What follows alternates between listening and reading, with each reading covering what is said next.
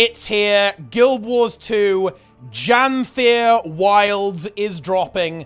Look, you better be ready for some blood and gore, some language, and some use of alcohol, because here is the trailer for the brand new expansion. And, well, couple of surprises here. Player housing, not so much. I think we could have seen that one coming. Same with the land spears. ArenaNet showed that off. We already knew that stuff.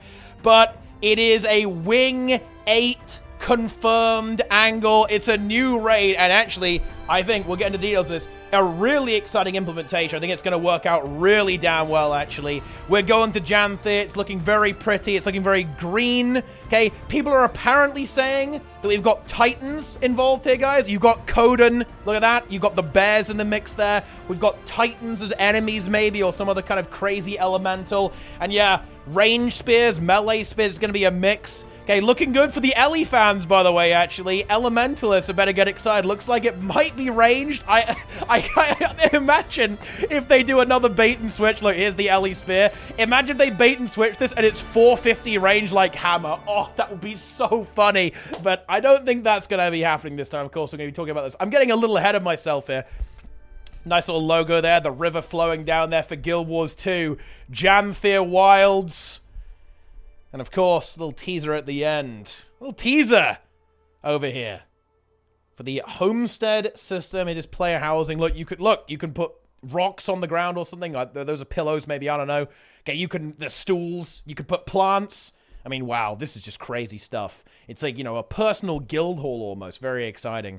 Stay tuned. And of course, guys, pre-order time. You guys know what to do. Buy the Ultimate Edition using my referral link. It's linked everywhere. Below the stream. I need to have it, like, appear on the video as well. Click the link. Okay, you can't even do that anymore, but I wish you could. But anyway, more on that later. Let's talk about what the hell is going on here. We've got, of course, the new maps. We've got the homestead. We've got the new spear. We have got raids coming back to the game, replacing strike missions. Convergences are somehow back. That's going to be an interesting implementation, to be honest, with that one. And legendary challenge mode for raids as well. They really learned from Saris on that one. They picked the Warclaw to focus on for the mount. Not sure about that one, but it is what it is, okay? I mean, I don't really have... Okay, that, you know, you can have a cat. You know, run around as with a cat now. And I don't know, like, climb the mountains. Very exciting. Very rugged mount, I guess it's appropriate from the roleplay. New rewards, minimum system requirements. But actually, there's one more thing, actually, and we will, of course, get to this when we get to this. Not in the main thing here, because I guess it isn't technically an expansion feature.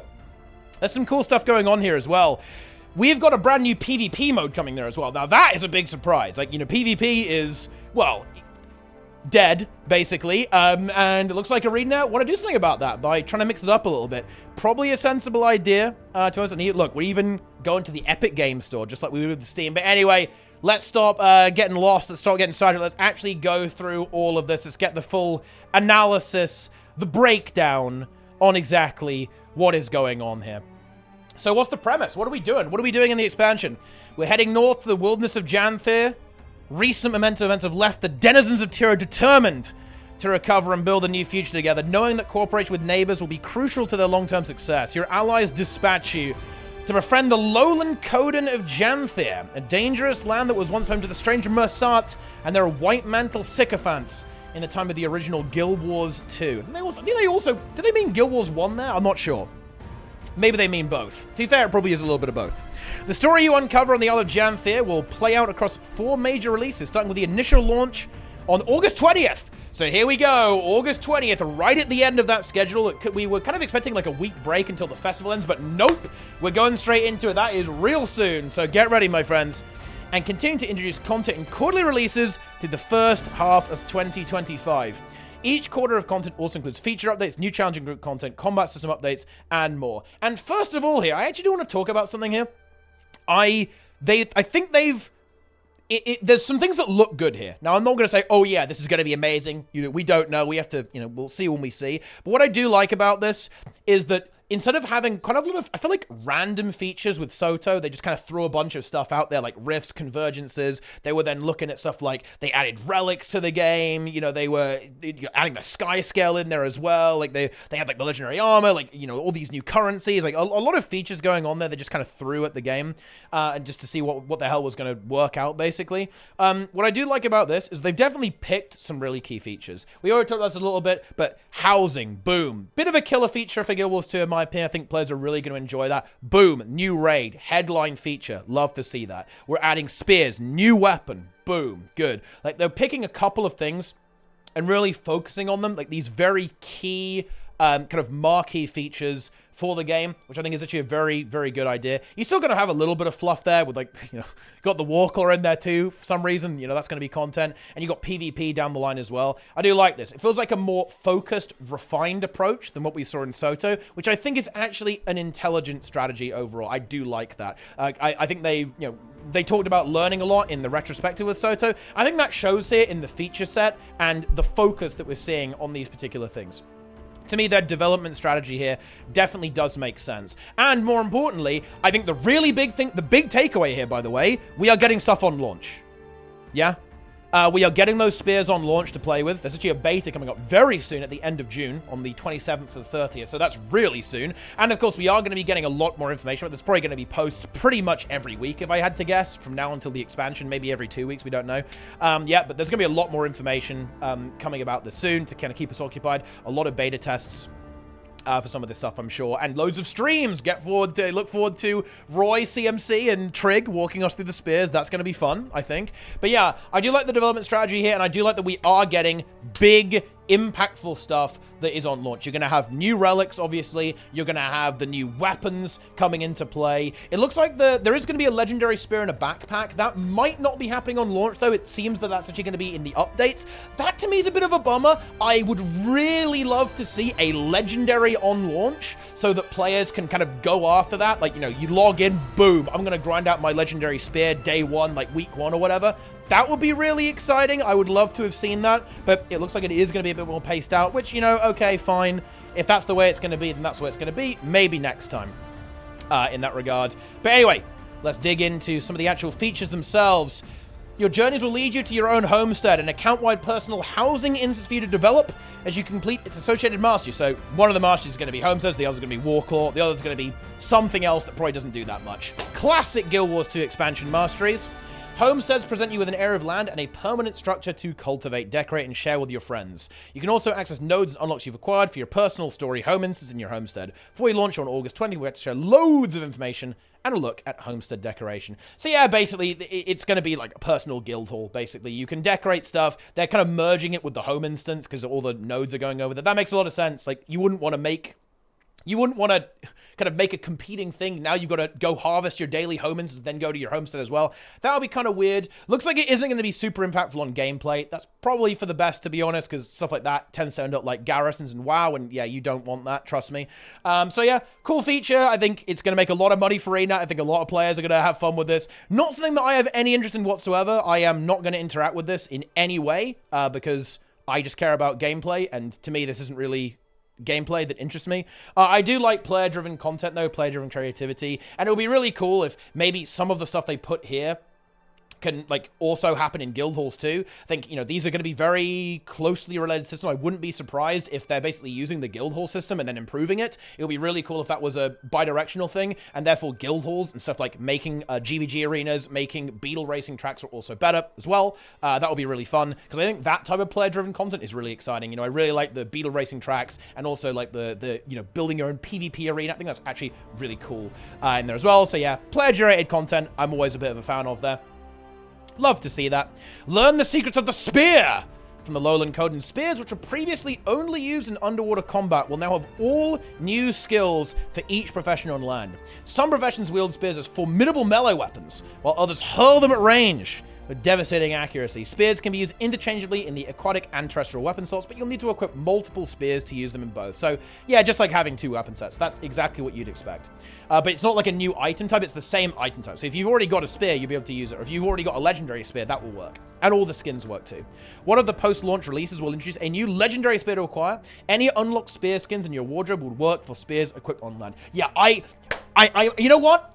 I'm going to be a difficult customer. I really wish that legendary spear was on launch. I think that is going to be a weakness of this expansion. I'm just going to say it now. The fact that there is not going to be a legendary on launch, to me, is a bit of a missed opportunity. Soto really felt like day one, there was no grind to go for. There was nothing to collect. There was nothing to, you know, have that big goal to pump day one. And I really wish we had that spear on launch, because that would be so cool to be like, week one, let's go, you know, and especially if it was a collection. Think about that. You have to uncover, you got to find all the things, all the, you know, all the little hints, do the collection, right, and find the spear, just like the Griffin in Path of Fire. That would be really fun experience, and I do think that is a missed opportunity. I would love to see that legendary spear on launch. It's not going to happen this time around, but fine. At the end of the day, it is happening, and I'm glad they're adding a legendary spear. I think it's really cool that everyone's going to have, like, the same legendary to go for this time around. It would have been maybe even cooler if, like, half the classes got spear and half got trident, so they added 2 legendaries instead, but look, I guess that was just out of scope. For that, you know, whatever, that's fine. And yeah, this is going to be really cool. The brand new weapon on launch, really big. That's an improvement over Soto, in my opinion. A lot of weapon skills. It's two-handed, I assume, right? So it's going to be basically 5 skills for everyone, which I think is actually a really big deal, especially considering the design we saw with the new weapons added with Soto. There's going to be some complexity. There's going to be a lot of flip skills. There's going to be some interactivity with the different abilities. It's going to be combo-oriented. Again, we see them moving towards that type of design, so I'm expecting to see that carried forward here as well. Like, Ellie players are going to be feasting. New two-handed weapon for Ellie is 20 skills and more because of Weaver. Obviously, so that could be really big for Elementus in particular, and I think they are actually going to do range spear for Ellie. Like, they've talked about this. Like, Ellie definitely does need a range weapon. It didn't really get it with Hammer, and I think they are going to be using this as an opportunity to kind of fill the gaps in what some of these professions are actually capable of. Now, when it comes to combat feature, again, I will actually be a little bit difficult here, because I think it's important to actually, you know, we gotta push the boat out here a little bit. I would love to see if they ended up kind of pairing combat features together. So we had spear on launch, and then like new elite skills 6 months later, right? So you know, in Soto we had weapon mastery on launch, a small feature, then a big feature with new weapons 6 months down the line. I'd love to see that flipped. So we have big feature on launch, and then really cool addition later on. So, you know, you have spears on launch, elite skills 6 months later, or new core trait line on launch, new utility skills later on as well, right? Like, and that's not necessarily, honestly, new utility skills, not necessarily a small thing, but you know what I mean, right? I think it'd be really cool if you did have like 2 combat features to kind of give you that package that will be comparable to an elite specialization, but I'm not going to complain too much about this. I think this is going to be fun. Definitely looking forward to the beta and seeing what these weapons are going to be doing. The animations in the trailer certainly look pretty damn cool, if you ask me. You know, I have to bring up this meme because I thought it was funny, right? Like, someone in the chat was being miserable and saying, "Look, they're only showing 1 skill. Like, they should have shown all the skills." I think it was funny because then we started saying that, oh yeah, Roy was in chat, said, yeah, I'm confirming there's only 1 skill per weapon, right? Everyone's only getting 1 new ability, and actually even more than that, when you throw the spear at range, it just deletes it because you've thrown the spear, right? It's gone. Like, you know, you threw it. So you have to go pick it up again before you can use it again. I like that. That's some big role play there. I actually have to clarify, some people are going to take that seriously. That was a joke. That's not actually how it works. Just for the, you know, just for people who maybe got a little bit confused there. But anyway, oh boy, oh boy, oh boy. Raids and encounters, and this is good. I can't believe it. Wait, how long did it take? It took 10 years for ArenaNet to figure it out. But they finally realized that adding difficulty settings is not optional. It is mandatory to make raid content work. Hey, better late than never. Here we go. So, more additional challenging encounters will become available alongside the new story chapters in the 3 major releases that follow Guild Wars 2 Janthir Wilds in the first of these releases around November. you'll get to challenge a new raid comprising 3 encounters. So 3 bosses. That's more than Soto. Soto was 2. Remember that with strike missions. This is 3. The story of these encounters will be accessible in 2 ways. Through a classic 10-player raid instance, or 8th raid, or with large groups and open world events. This is very, very good. So, let's actually unpack this. So, there's no new map, yeah? They talked about this. There's not a new map in the first quarterly release. It's going to be the raid. But look at this. The raid is going to be accessible through open world content.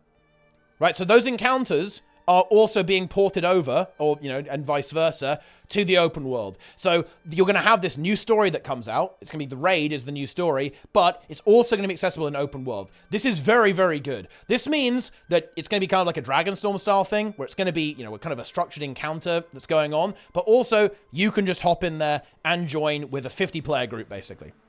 Right? Wow. What a good idea. All of a sudden, this content is accessible. It is friendly to the vast majority of the player base. You can just hop on and blast it and get it done.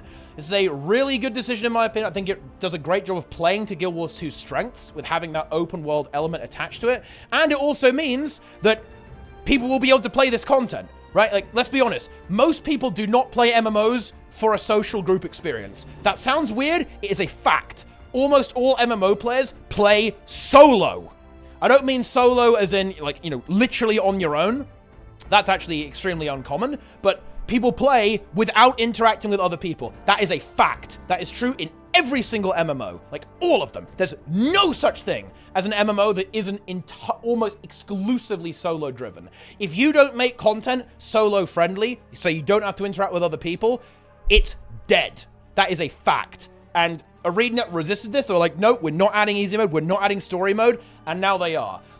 This actually might be sustainable. I would love to see them go back and actually add this to older raids. They should do this. They should do this to the old raids. They should do this to the old strike missions. And actually make them these experiences that players can have solo. Like, without having to interact with other people. Like, that is how it is. This is a really good implementation. I like this a lot. I was kind of expecting, well, I was praying for a story mode. I think this is actually exceeding my expectations there. I really like the idea of making them open world. I'm actually going to really enjoy doing this. This to me is actually perfect for me because I love raids. Obviously, you guys know that, but I actually love stuff like Dragon's End, right? And I'm not saying this is going to be hard. It will probably be easier than Dragon's End, to be clear, but I love kind of getting in there with a big group, blasting that. I love being able to play with 50 people, like zerging, like blasting through the content, right? That is really exciting. So the best part about this for me is that I get double value out of this because I'm really going to enjoy the raid, but I'm also really going to enjoy the open world component. Like, this is really exciting. This could be another big thing that I felt was missing in Soto was that kind of group open world meta that was really exciting and really fun to do. And, you know, like you organize and like play with your guild, like have that experience.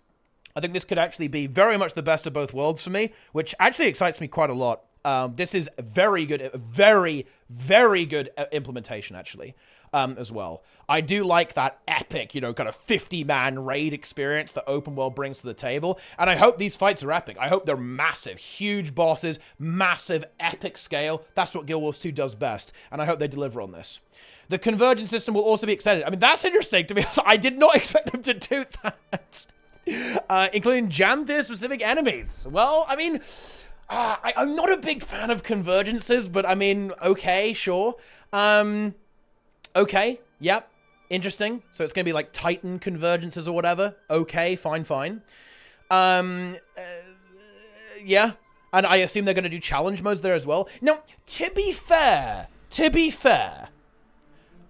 we only saw one challenge mode convergence that was actually done with challenge mode in mind. Umbriel, right? The others, they were like, like challenge mode convergences was a very last minute thing that they kind of said, oh, what if we did that? Interesting experiment, right?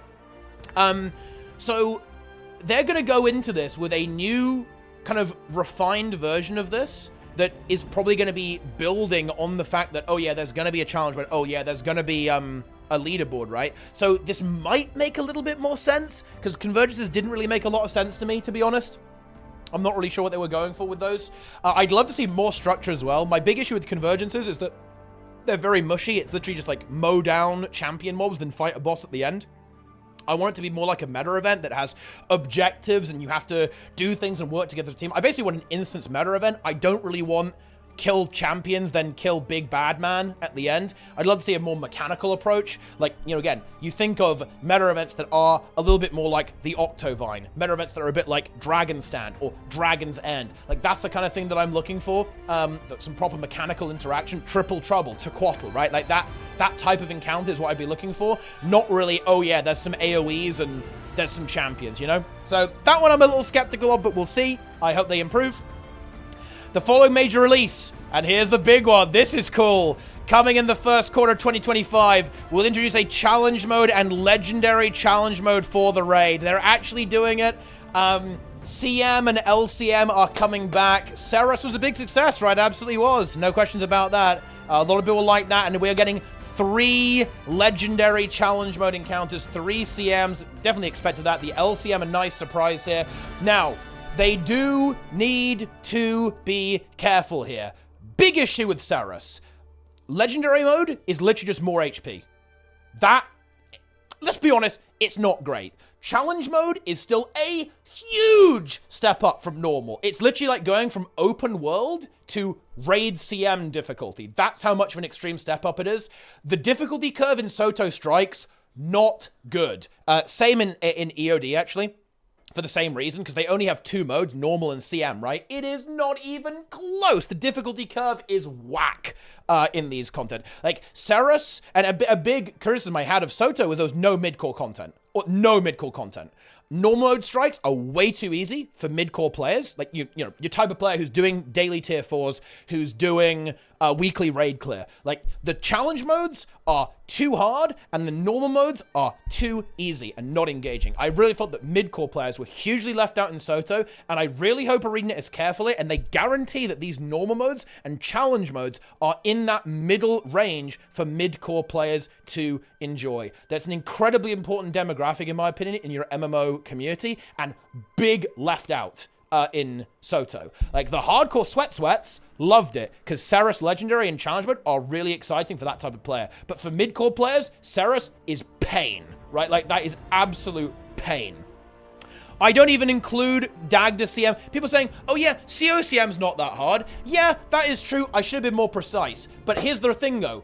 Dagda CM is by far the worst thing they've ever added to the game, so it doesn't count. Boom! So, that's that. Anyway, let's continue. So yeah, I really hope they nail this, and I would love to see mechanical differentiation, actually, between Legendary and Challenge Mode. Like, for example, I kind of want to give an example with Ceres. For example, on Ceres, if you empower the Regret, you get 3 green circles. On Challenge Mode, maybe it should be 2 green circles. If you empower Gluttony, or rather on Legendary Mode, you need 3 people to collect each Gluttony Orb. Maybe on Challenge Mode, it should be 2. You see what I mean, yeah? I'd like to see a mechanical differentiation between these things, not just an HP differentiation. I think there are some ways that can be done, hopefully in a way that isn't too developer intensive, but I think that is key, actually. That is key in differentiating this, so you have that proper difficulty curve for these encounters. This is a big opportunity for ArenaNet, and if this system works, they should roll it back to old content. I want to see Legendary Mode Veil Guardian. I want to see that Spirit Veil story. It's a great story. Like, the raid story is really cool, really exciting, actually. I want to see that made accessible. I want to see that turned into an open world event. I want to see, you know, more difficulty settings added for this content, because it's great content. It is simply not in a position where the majority of the player base will ever engage with it, and I think that should change. And that could be a big... That could actually be kind of a big deal, to be honest. Like, you know, normally I wouldn't say that, because I think, you know, you can't overhype stuff, but actually if they do this actually could be a very significant development in kind of the demographics within Guild Wars 2, like, no joke. But there it is. And our final major release for Guild Wars 2, we'll add a new Fractal, and its accompanying challenge mode. Right. Okay. Here we go, guys. We are doing the Fractal Rant. Ooh, you know, we gotta, you know, we can do one of those things, like, you know, what all the commentary channels do, where they have, like, wobbly text, and like a, you know, they have the slide showing off the section, breaking up the video. That's this. Fractal Rant. Okay, Arena need to figure out what they're doing with this. We actually need the Fractal Manifesto. We need what is a fractal, what do they want to do with these things? Because the last two fractals are weird, to be honest. Soto has confirmed that with the Lonely Tower. It is very strange, in my opinion. Like, is it a dungeon? Is it, like, a very short pre-event that has a boss at the end? That's what the Lonely Tower is. What should fractal boss fights look like? Is it just basically a strike boss that just has, like, random mechanics in it and loads of health? Or is it going to be more like a traditional fractal boss, which is multi-phased, high-paced bullet hell? That's basically what fractals are to me. I think of that dungeon, fast-paced, movement, puzzles, right? And then multiple encounters throughout the fractal with multiple phases, very fast, bullet pace, burst oriented, right? Like all that kind of stuff. I'm not saying they should be as bursty as Nightmare and Shadow Observatory, by the way. Those have been power creep to the point of absurdity. They're kind of bad, to be honest, at this point. But I do think ArenaNet is a little bit. I want to be precise with language here. I don't think ArenaNet have a vision for fractals right now, and I really think they need one. They need to find a vision for fractals. What is a fractal supposed to be?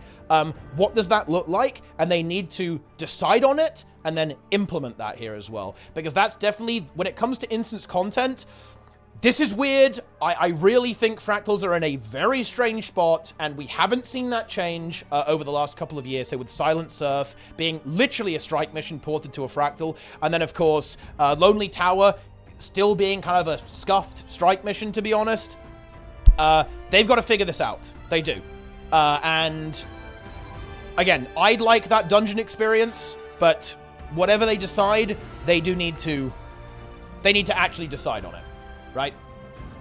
That is the situation. But that's it.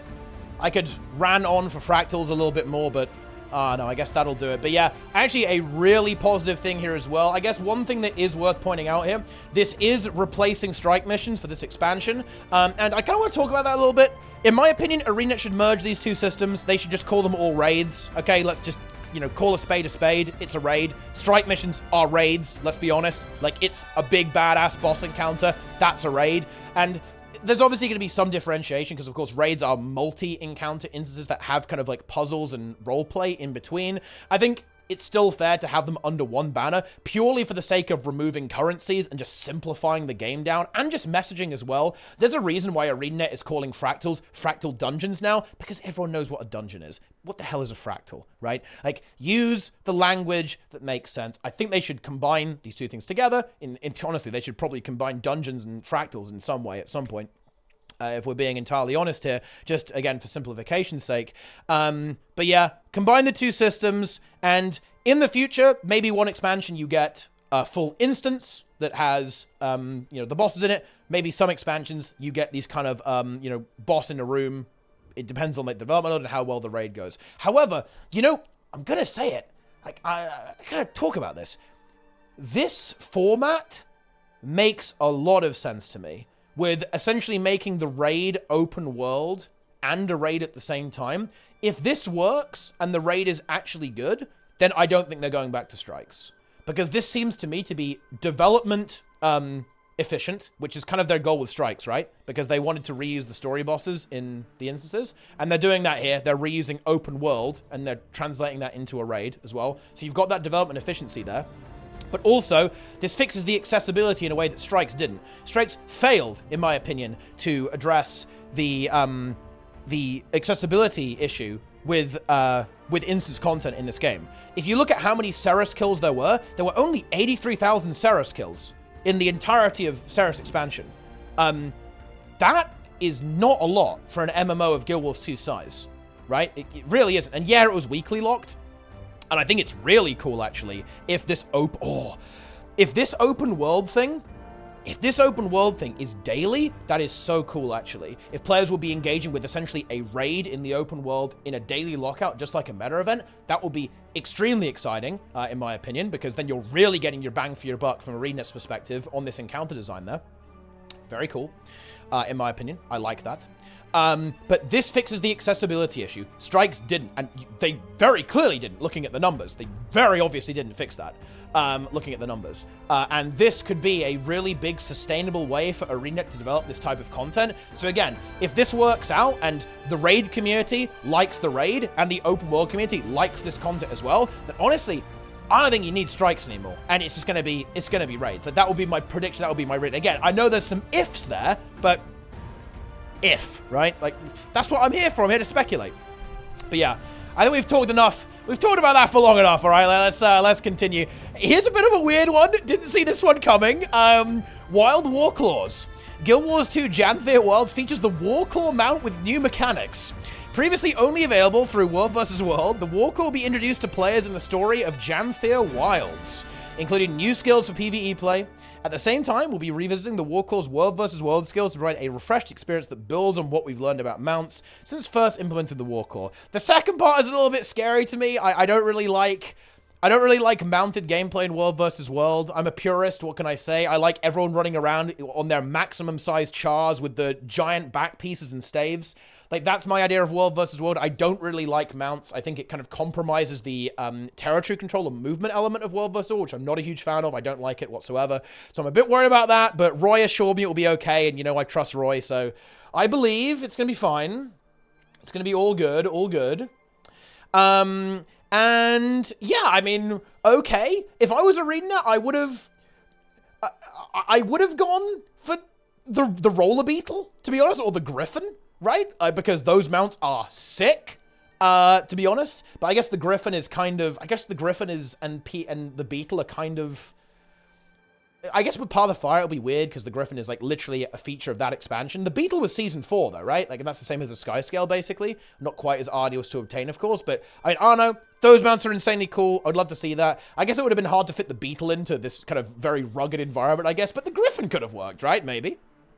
In that regard. But, I mean... Okay. Can't say I'm giga hyped about this, but, you know, maybe they'll make it fun. I could imagine it, you know, maybe it's going to be... It already has, like, a little leap. I could imagine them making it, like, a bit of a mountain goat, you know, like, hopping around, hopping around. Like, climbing up the cliffs and stuff like that. It's kind of hard to find new mount space in Guild Wars 2, because there's a lot of mounts, right? You've got the Springer for jumping on stuff, the Raptor goes fast, like the dog jumps around, right? The Sky Scale flies, the Griffin flies, the Beetles goes really fast, right? All that kind of stuff. In that regard. And yeah, this mount is really weird from a PvE perspective. It's kind of like, it's very obviously supposed to be like this World versus World thing that you go and unlock, and now you're going to be unlocking it in PvE as well without necessarily having to do World versus World, so...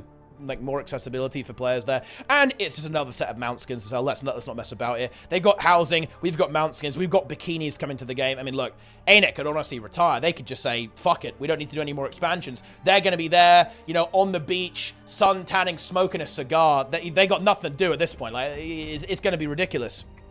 Guild Wars 3 funding is completely locked in, let me tell you that. But anyway, anyway, there's the Warclaw, I guess. Little mini segment on that, but yeah, I mean, I'm sure it'll be interesting. That's, of course, going to be one of the masteries there as well. It's cool that they're doing all the mounts. It means that hopefully we do get the Beetle and the Griffin later down the line in some future expansions, I would imagine. Especially the Beetle. The Beetle's hype. Let's go. Roller Beetle, let's go! So, rewards. The launch of Guild Wars 2 Janthir Wilds and each of its major releases will include a Wizard's Vault Seasonal Refresh that introduces new objectives and rewards. At launch, players will be able to work towards 2 new armor and weapon sets, as well as several other cosmetic rewards. More cosmetics will be available in the following major releases, including a Legendary Spear and Legendary Backpack. Now, I already complained about this, and I'm going to complain about it again.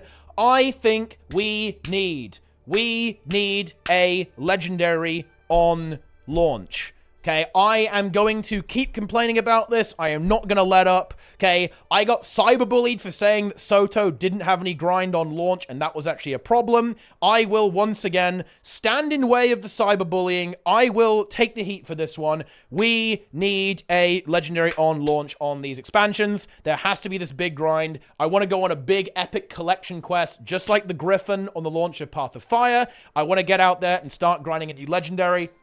Okay. That is what we need. And yeah, that's a good point from chat, actually. Like, maybe it could be, the housing could be the grind. And, you know, honestly, I could kind of accept that, actually. Maybe the housing ends up being really grindy. We'll see. That's a good point I didn't think of. But actually, I still want a legendary because I don't care about housing. Okay, they have to cater to me and only me. But anyway, that's what we want to see. And I think that is going to be lacking. But backpack, surprised it's not going to be a ring, by the way, because there already is. Actually, I guess it makes sense to be a backpack, because if we think about it, backpacks are actually... The PvE backpack is, quote-unquote, semi-inaccessible, because you have to do fractals, right? You have to do fractals to get the backpack, and not everyone wants to do that, so this will be an open world legendary backpack. That makes sense. And also, it is going to be visual, right? It's going to be a visual thing, which makes sense. So it's going to be, you'll be able to see it. If you got a ring, it would just be like a floaty effect, which is a bit lame. And also, the backpack could go really well with the spear. It could be like a combo, right? You know what I'm saying? So, you know, you like, maybe you've got a backpack that's like full of spears, and if you're a ranged spear, usually it almost like, it looks like you're pulling it out, right, and then throwing it at people. So I think there could be some synergy between a backpack and a spear, so I think that combo makes sense. Would be cool to add a ring as well at some point, because then you could have full legendary from PvE alone, and ultimately I'd like to see that implemented in all game modes, so like everyone can have full legendary just by playing one game mode. That would be really cool. I think that is a goal that ArenaNet has. And of course, yeah, by the way guys, we have this new PvP mode that isn't on the expansion page there. Like, if I'm being silly and I'm joking, guys, ArenaNet forgot about PvP. They forgot they're adding a PvP game mode. They didn't even put it on the expansion page. In reality, the reason it's not listed here is because PvP is a core game feature. Now, and ArenaNet typically doesn't advertise core game features as an expansion feature. And you know what? Again, maybe this is something that I'm missing. Maybe this is like a legal angle or a game dev angle.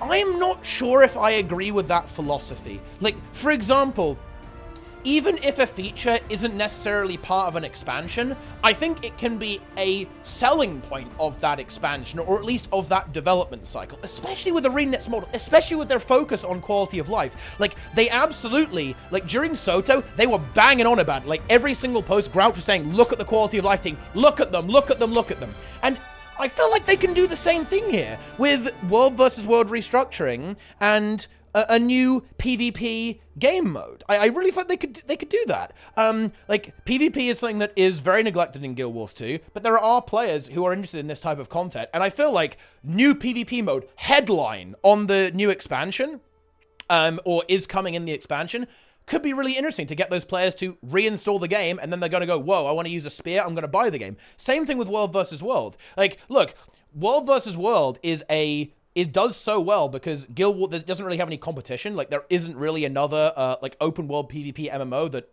exists, to be perfectly honest with you, not on the scale that Guild Wars 2 does. So I feel like, yeah, world restructuring, big rework to World versus World.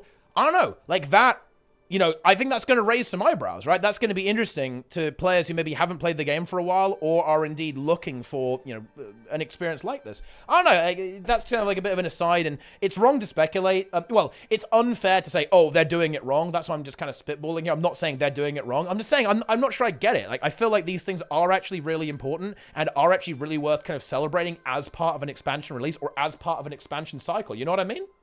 It's, I don't know. Like, that's... is what it is.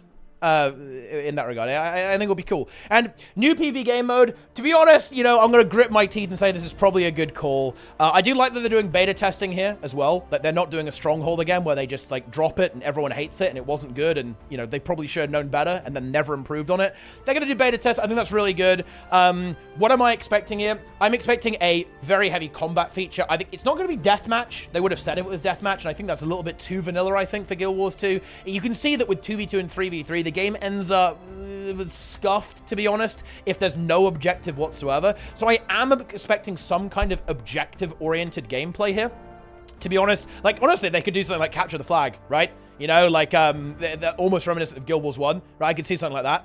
Like, some kind of system in that regard. I think it will probably still be 5v5. Maybe they could bump it up to 6v6. I think it'll be weird, though. I think it'll still be 5v5. No, it's not going to be GVG, guys. Like, there was that rumor of the... Well, they were developing a 10-player map, but I don't think it's going to be this. I think it's going to be objective-oriented. Yeah, it's going to be, like, some kind of gameplay. I think it will be simpler than stuff like Jade Quarry, though. I think it's going to be very simple. Like, mono-objective. Like, one thing you have to go after. Because if I'm a dev... Let me think about this. If I'm a Guild Wars 2 dev... I look at PvP and I go, this game mode bamboozles people and it's too complicated and it's too nuanced for players to understand. We need something simple, ooga booga, pump, blast, easy. Right? Like, that is what I'm thinking as a Guild Wars 2 dev looking at PvP. And look, I'm going to be boring here. I really hope this doesn't replace Conquest, or, you know, I hope ArenaNet still consider Conquest to be, like, the ultimate Guild Wars 2 PvP mode. I think that game mode is extremely good because of how skill expressive it is. And I hope that at least automated tournaments stay as Conquest. I don't want to see the kind of competitive game mode move away from Conquest. I think it is, honestly, to be frank, it is the best PvP game mode I have ever seen in almost any game. Guild Wars 2 Conquest is so good, in my opinion, and so enjoyable to play at a competitive level that it could easily be its own standalone game. And to be frank, it probably would have done better, actually, as opposed to being tacked onto an MMO, but that's another story. So I don't want to see this replace Conquest, but I think it could be a really good introductory game mode, actually. A really great introductory start for new players to learn the basics of how Guild Wars 2 structured PvP combat works, and then hopefully funnels them right into Conquest after they've got a grip for the game mechanics and how, you know, fighting works and all that kind of stuff. But this is cool. I actually did not expect this. I thought PvP was completely dead. And, well, make no mistake, it kind of is. It's, you know, it's a bit scuffed. When if you're like a silver player, you can queue into like the rank 1 on the leaderboards. Like, that's not a good sign. But I mean, look, you know, it's better late than never. They're adding the new changes with the biannual Tournament of Legends, weekly ATs as well. These are all great changes. Some reward updates as well. Yeah, this is good. Like, with all those things combined, it should certainly help. And hey, look, I would absolutely love to be able to run PvP tournaments again. If the scene kind of got to that level again and kind of recovered a little bit, I would love to do that stuff. I want to do Master of the Arena 3. Master of the Arena 2 was one of my best tournaments I've done, I think. And yeah, I really want to be able to do more tournaments. I really enjoyed doing that, and I kind of miss it, to be honest. So hopefully that does make a little bit of a recovery. And actually, guys, breaking news on the Warclaw. Someone told me that it was in an article, and there have been a couple of other journalistic articles from various MMO outlets, actually, that, good news, the Warclaw is getting double jump. So it is going to be that kind of, yeah, it is going to be a little bit like a mountain goat, right? You're going to be like, whoop, whoop, whoop, whoop, like climbing around. I mean, yeah, okay. Yeah, whatever. I guess it's going to be like a combination of the raptor and the Springer, right? It's gonna be like a little bit of a combo there. Almost like, it's gonna be Jackal, Raptor, Springer combined a little bit. Yeah, sure. I can see that. Seems pretty interesting in that regard there as well. You know, pretty good. But I think that's actually about it, isn't it, guys? I think we've got through just about the entire thing. I guess we can just kind of roll the trailer again, bask in its glory, just kind of talk about the trailer. Because you know what? Actually, guys, you know what? We are going to talk about the trailer a little bit here, because it does, by the way, actually, let me mute the game. It does sound pretty cool. I am loving this sound, actually. It reminds me very much of, it reminds me a little bit of Battle for Azeroth, actually, in World of Warcraft, and also Northrend, actually, in World of Warcraft, from Wrath of the Lich King, both of which sounded fucking great, by the way. So I'm actually really excited to see how this expansion sounds. That's for sure, actually. And obviously, it's going to look good. We know it, guys. We know it's going to be pretty. It's Guild Wars 2, you know. Look, even the NPCs are saying it, right? The NPCs say it looks pretty as well. All of that. Look, it's stunning. It's so dangerous. And, you know, like, that aside, actually, you know, we kind of get an idea of the premise here. There's going to be some white mantle stuff. It's going to be some Mercer. It's going to be some Titan stuff. We're going to Janthir. There's some pretty cool cinematography going on there. I do like this. You know, I'm looking for... I mean, look, it's Guild Wars 2. The maps are going to look pretty nice. Look, there's water. There's bridges. There's bears. I mean, wow. Like, you know, what more can you want? However, I am going to slightly roast the trailer here a little bit, guys. I am actually going to roast it a little bit. Like, and this, I get it. This is an expansion announcement. They're not going deep dive. It's not even like the proper cinematic launch trailer that they had for EOD, all that kind of stuff. But to be honest, and again, seriously, I'm actually open to, if people don't agree with me, I actually want to know. If you think I'm just a lunatic, then I actually want to know about this. But to me, I want to see some hype. This trailer to me is not getting me hyped up. I read the blog post and I go, ooh, this is pretty cool. But I'm not seeing this. Why aren't we teasing the raid? Why aren't we doing like a proper show off of some actual sick ass combat with these new spears? Like, so, why are we fighting wolves? Okay? Like, you know what I mean? Show me a meta event. Show me one of the big badass bosses we're going to be fighting here. You know what I mean? In this situation. Properly show off player housing. Why is player housing kind of at this weird addendum at the end? Like, even after the really cool animation has rolled, by the way, for Janthir Wilds. This really cool animation rolls, and then afterwards we have like a little kind of implied teaser for player housing? Like, I don't know. Like, dude, like, the features here... the features here look good. They look very solid and very refined. If I was Arena, I would be screaming these from the rooftops right now. You know what I mean? Like, this is hype. And I feel like it's a little bit lacking. And, by the way, guys, I want to very quickly point something out. ArenaNet can do this. The thing that's very noticeable to me that I would like to see in the trailer, who are we fighting? Give me the setup. Who's the bad man? Who are the bad things? Give me the ominous thing we're fighting. We know that we're going to be chilling with these Coden. That's pretty cool. Who doesn't love bears? Okay, high tier. Okay, but where is the bad man? Okay, where is the villain? What's the threat? Like, what's going to be happening here? And I do understand that this is a little bit more feature-oriented. I get that, and I think that's fair. And, you know, like, so I'm not expecting them to, like, you know, leak the entire story. But I really feel like ArenaNet are too reticent to show some of this stuff off. And also, I want to point out, they did a really good job of this with Soto, actually. This teaser was cool, okay? Like, I am loving the text here popping up. We have the high distortion eye portal. The tower falters. You know what I'm saying? This one was cool. And by the way, this is the expansion announcement. This is the same thing. We have this ominous music going on there. Like, I think the kind of stilted, very almost ecstatic backgrounds here work really well to set the tone for the expansion. It blows up immediately, right, with all this kind of stuff. You know what I mean? This was cool. This was really cool. The music was insane. Like, I'm terrified right now. And, even better, logo looks cool, very ominous, and then here it comes. Are you ready? Boom! With the laugh going on there, like the maniacal laugh, and we show Ceres, and you know that this, it fucking means business, okay? Like, now you know that we're gaming here, right? We're bringing the juice with this expansion.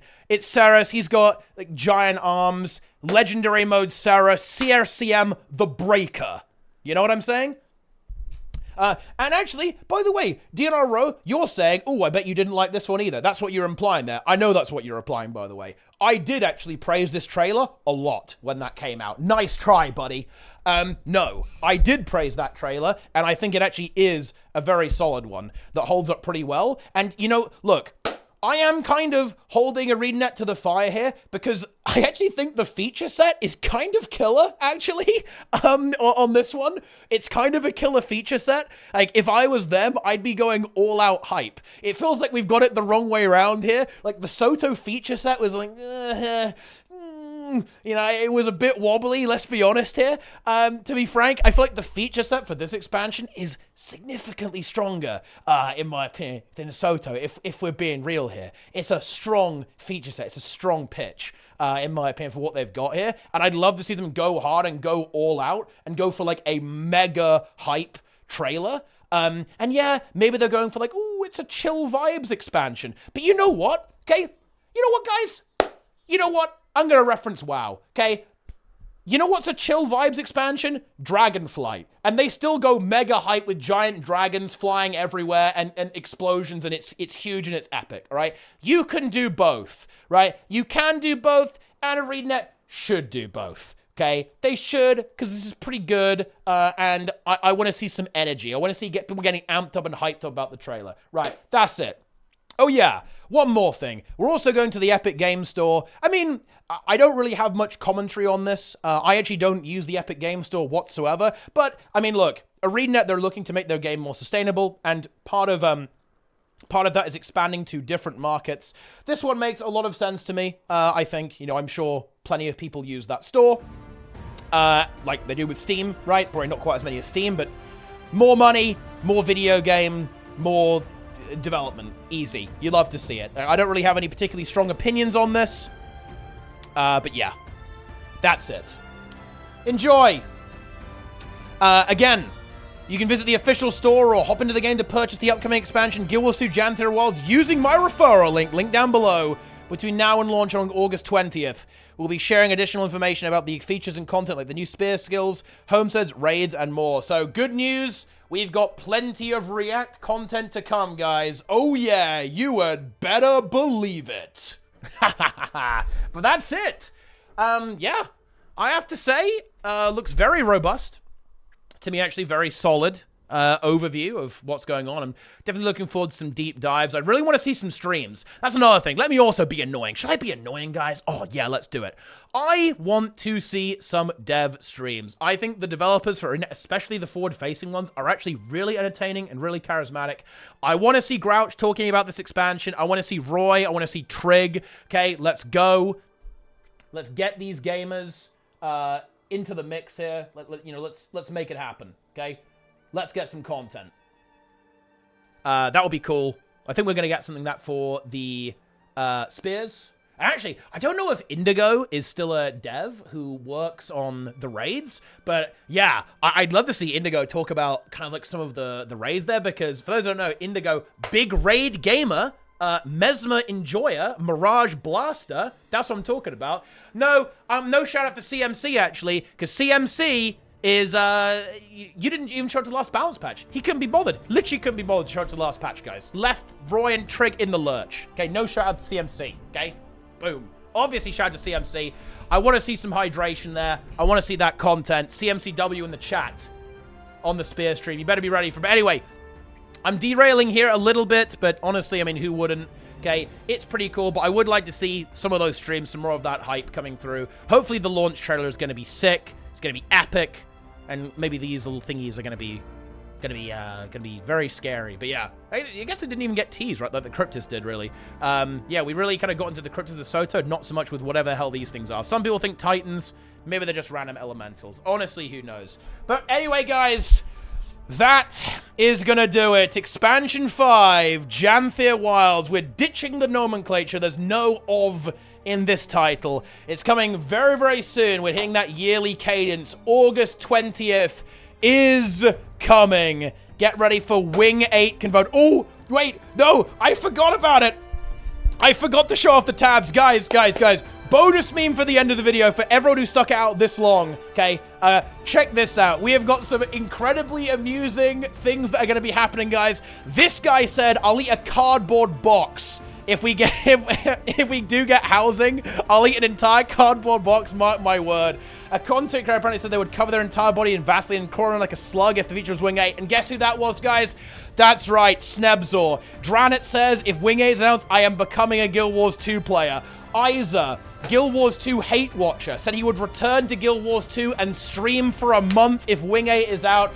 He's going to be back in the mix, guys. He's going to be back in the mix streaming, I'm sure. Okay, Sneb Slug is happening, guys. Wing 8 is as unlikely as Guild Wars 2 being around in 2030. Well, I guess that means it's 100% certain. Good news, guys. We're sticking around till 2030, apparently. And look at this. I'd spend so much of my paycheck on housing cosmetics if it worked like this. Incredible. Well, that's good news, guys. That is good news. But I just thought there's some little fun comments from the community here as well. We're going to be seeing Sneb Slug, okay? And a variety of content. And yes, actually, the only Renji is going to be returning to the game. I will uninstall all other MMORPGs if ArenaNet makes Raid Wing 8. And look, we all did. Wait, no. Wait, Lara's invading my timeline. What's going on here? Listen. Don't listen to her about a referral link, okay? Yeah. I am, of course, joking there as well. And, of course, let's wrap up the video, guys. Hope you guys enjoyed the video. Thanks for watching. Bit of a monster one. Bit of a monster breakdown there as well. Hope you enjoyed it. Let me know what you think. Are you excited for Janthir Wilds? Are you coming back? Are you playing the game? Are you gonna game hard? Are you ready for Wing 8? Ready for whatever hell that is? To ride your Warclaw? To wield your spear? To jump in the water? To build your house? Oh, no. Are you ready to converge again? Is that the killer feature for you guys? You ready to converge? Let's go. But anyway, that's going to just about do it. And of course, we're at the end of the video. I'm going to tell you to like the video, subscribe, leave some comments, watch all the other videos, and stay tuned for a lot more. We're going to be covering everything Janthir Wilds over the next couple of months in the run-up. So you might as well get in there, subscribe, hit the bell, okay? Get the notifications going as well. Follow the stream on Twitch. You can hear my live commentary, or you can just go ahead and watch the stream here on YouTube as well. You guys know the drill. And of course, it will be remiss of me to mention that, of course, if you are going to be buying the expansion, just use the referral link, okay? It's !GW2 in the chat. It's linked below on YouTube as well. It will probably show up on the screen as well. And you just prefer copying and typing. I should get a QR code for that. Oh, yeah, let's go. We got to make that happen. But anyway, you can do that to support the channel if you want to. And I am actually going to say this as well, especially seeing as we did see Lara there in my my Twitter feed there as well. There are great content creators out there. Like, if you don't want to use my link, you know what? That's completely fair. There are great creators out there. Pick your favorite and support the wonderful Guild Wars 2 content creation scene. There's a lot of fantastic ones out there. It costs you nothing, and you help out some pretty awesome people. So definitely check that out. There's a lot of people out there, not just me. I know it's hard to believe, but there's more. There are more. Okay, there's dozens of us. Okay? And that's it. Thanks for watching, gamers. I'll see you around next time. A lot more news to come. Take it easy. I'll see you next time.